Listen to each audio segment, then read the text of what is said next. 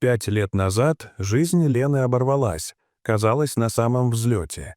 Она была помолвлена с Антоном, обаятельным, успешным бизнесменом из Кракова. Вместе они мечтали о доме на берегу, о детях, семейных поездках на море, обсуждали, в какой месяц сыграть свадьбу. Старшая сестра Лены, Виктория, всегда чувствовала себя второстепенной фигурой на фоне младшей. Лена с детства была любимицей всех. Открытая, добрая, красивая, легко заводила друзей. Виктория же чувствовала себя угрюмой и незаметной, и ее сердце сжималось от ревности каждый раз, когда кто-то хвалил Лену. Узнав о помолвке Лены с Антоном, Виктория ощутила нестерпимую зависть. Антон был тем, кого она считала идеальным мужчиной. Харизматичный, перспективный, с большими планами на будущее. Виктория начала действовать осторожно, не вызывая подозрений. Под предлогом помощи с организацией свадьбы стала часто общаться с Антоном. Она выслушивала его жалобы, если он ссорился с Леной, поддерживала разговоры на темы, которые ему были интересны, делала комплименты. Антон, польщенный вниманием, все чаще проводил время с Викторией. Она создавала вокруг него иллюзию понимания и близости. Лена ничего не подозревала до того момента, когда Антон просто исчез. Он не звонил и не писал. Лена пыталась найти его дома, но дверь оставалась закрытой. А через несколько недель она увидела его в центре Кракова. Он шел под руку с Викторией, они оживленно смеялись и выглядели счастливыми. Лена оцепенела.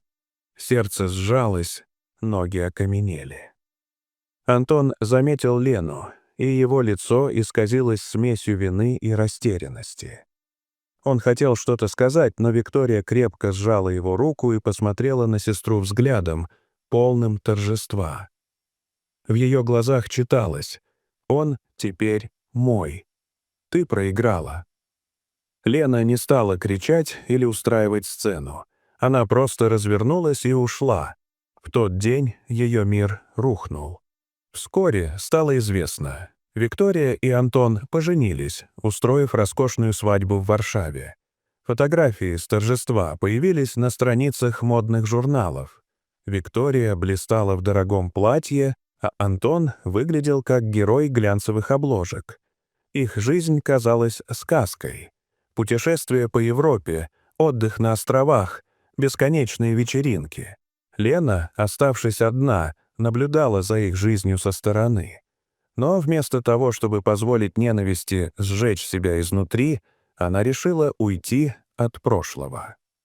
Лена собрала вещи и переехала в Гданьск, в город, где ее никто не знал, и где она могла начать все сначала.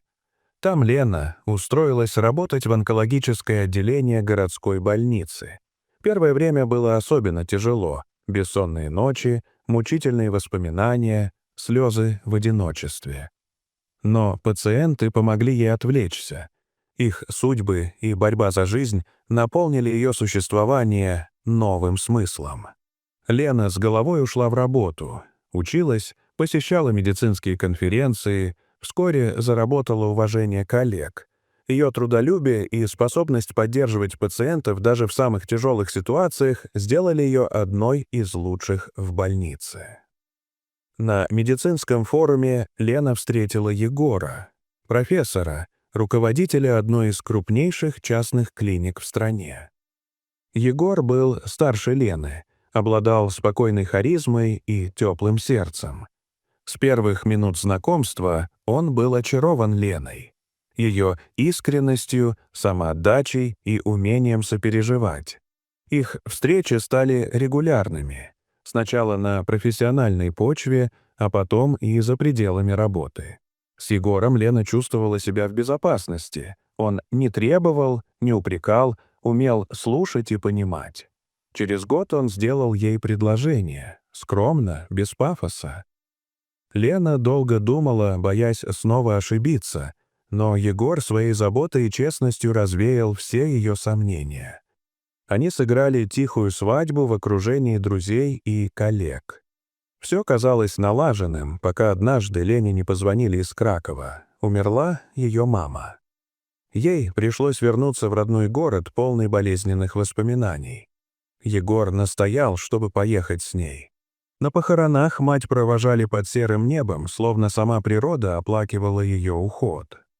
Лена старалась сосредоточиться на памяти о матери, но все омрачилось появлением Виктории и Антона. Они подошли вместе. Виктория блистала в бриллиантах, а Антон выглядел усталым и постаревшим. Виктория оценила Лену насмешливым взглядом. «Жаль тебя, Лена.